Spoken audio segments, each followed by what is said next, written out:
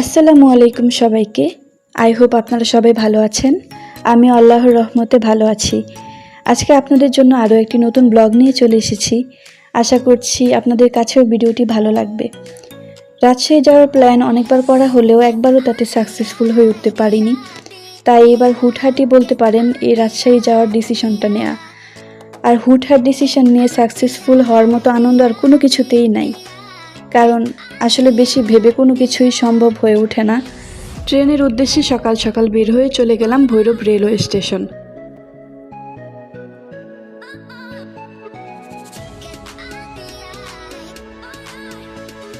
তারপর ট্রেনে উঠে যাত্রা শুরু করলাম আর একটানে কমলাপুর রেলওয়ে স্টেশন এসে পড়লাম। আমাদের রাজশাহীর ট্রেন ছিল বনলতা এক্সপ্রেস।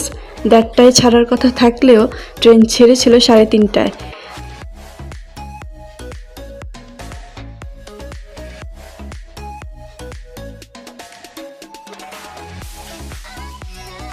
যাই হোক, তা উঠে পড়লাম রাজশাহীর উদ্দেশ্যে, এতেই আলহামদুলিল্লাহ। ট্রেন চলতে চলতে সন্ধে গড়িয়ে রাত হয়ে গেল। তারপর আমাদের পৌঁছাতে পৌঁছাতে প্রায় 10:30 বেজে গিয়েছিল।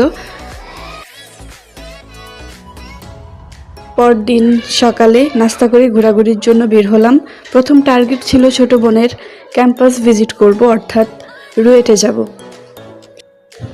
বাসা রুয়েটের কাছাকাছি থাকায় আমরা হেঁটেই চলে এসে পড়লাম।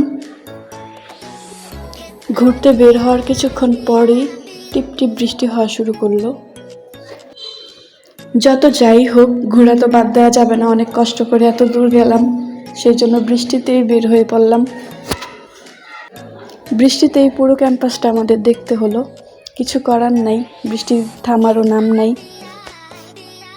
রাজশাহী শহর কত সুন্দর আর ক্লিন, ভিডিওটি দেখলেই আপনারা বুঝতে পারবেন। রাজশাহী উত্তরবঙ্গের সবচেয়ে বড় শহর। এটি পদ্মার তীরে অবস্থিত। বর্তমানে বাংলাদেশের অন্যতম সুন্দর শহরের পাশাপাশি silk city, green city, clean city ও শিক্ষানগরী রাজশাহী। বাংলাদেশের সবচেয়ে কম বায়ু দূষণের শহর রাজশাহী। ক্যাম্পাসের কিছু সুন্দর সুন্দর ভিডিও ক্লিপস আপনাদের জন্য।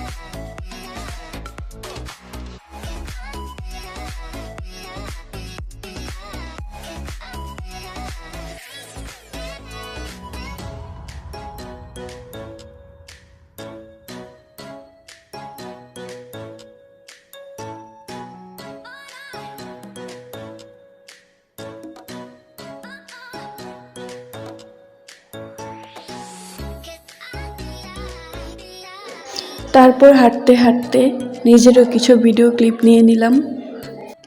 ফুল দেখে ছবি তুলবে না, এটা ছেলেদের ক্ষেত্রে মানা গেলেও মেয়েদের ক্ষেত্রে আসলেই মানা যায় না।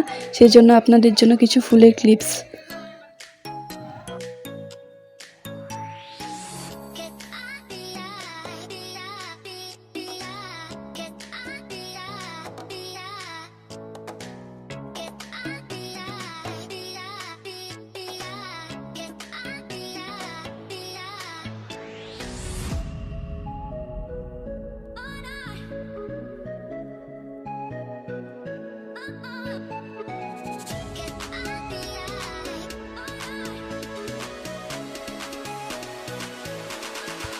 ফুলের ক্লিপগুলো কেমন লেগেছে আপনাদের কাছে কমেন্ট করে জানাতে ভুলবেন না।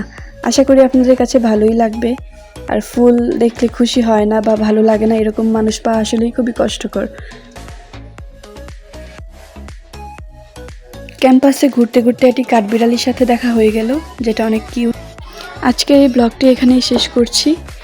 আসসালামু আলাইকুম আর ধন্যবাদ ব্লগটি দেখার জন্য।